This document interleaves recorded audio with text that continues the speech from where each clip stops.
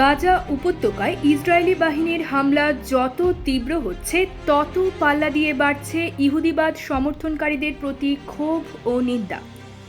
এমন পরিস্থিতিতে যেসব আন্তর্জাতিক কোম্পানি ইসরায়েলের সেনাবাহিনী ও সরকারকে সমর্থন করে তাদের পণ্য বয়কটের আহ্বান জানান ফিলিস্তিনপন্থীরা।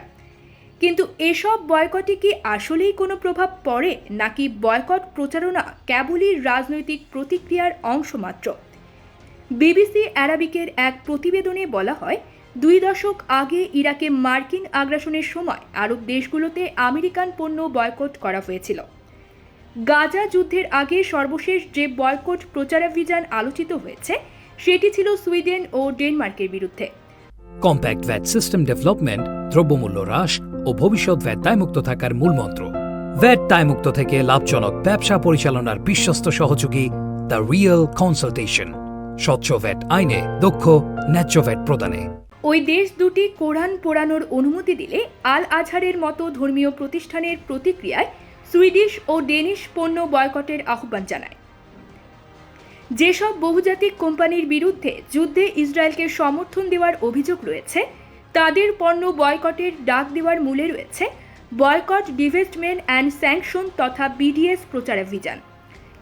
ইসরায়েলের উপর চাপ সৃষ্টির লক্ষ্যে 2005 সালে প্রায় 170টি ফিলিস্তিনি নাগরিক সমাজ সংস্থা এটি চালু করে। এবারও গাজায় হামাসের বিরুদ্ধে অভিযানে যেসব কোম্পানি ইসরায়েলকে সমর্থন দিচ্ছে তাদের পণ্য বয়কট করার আহ্বান জানিয়ে আসছে বিডিএস।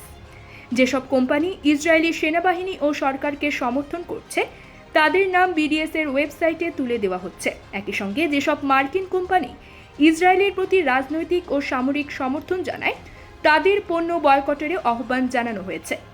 জর্ডানের অর্থনীতিবিদ এবং বিনিয়োগ বিশেষজ্ঞ ওয়াজদি মাখামরে জানান, বৈশ্বিক কোম্পানির পণ্য বয়কট স্থানীয় কোম্পানির পণ্য বিক্রি ও সম্প্রসারণে সাহায্য ও উৎসাহ যোগাতে পারে। তবে বয়কট বেশি সময় ধরে চলতে থাকলে বিদেশি কোম্পানিগুলোর বিনিয়োগ কমে আসলে স্থানীয় অর্থনীতি ক্ষতিগ্রস্ত হতে পারে।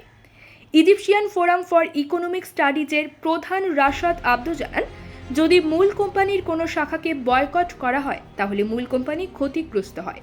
তবে যেসব স্থানীয় কোম্পানি মূল কোম্পানির ট্রেডমার্ক ব্যবহারের অধিকার পান, বয়কটে কেবল তাদেরই ক্ষতি হয়, তাতে মূল কোম্পানি কোনো ক্ষতি হয় না। তবে চলমান বয়কট প্রচারাভিযানে পশ্চিমা কোম্পানিগুলো বেশ ভালো চাপে পড়েছে। গাজা যুদ্ধ শুরু হওয়ার পর তাদের রেস্তোরাঁ এবং ক্যাফে চেইনের শাখাগুলোর চাহিদা নাটকীয় হারে কমে গেছে। বিশেষ করে মার্কিন রেস্তোরাঁ চেইন ম্যাকডোনাল্ডস ইসরায়েলি সৈন্যদের বিনামূল্যে খাবার বিতরণের ঘোষণা দেওয়ার পরে তারা মধ্যপ্রাচ্যে বিপাকে পড়ে।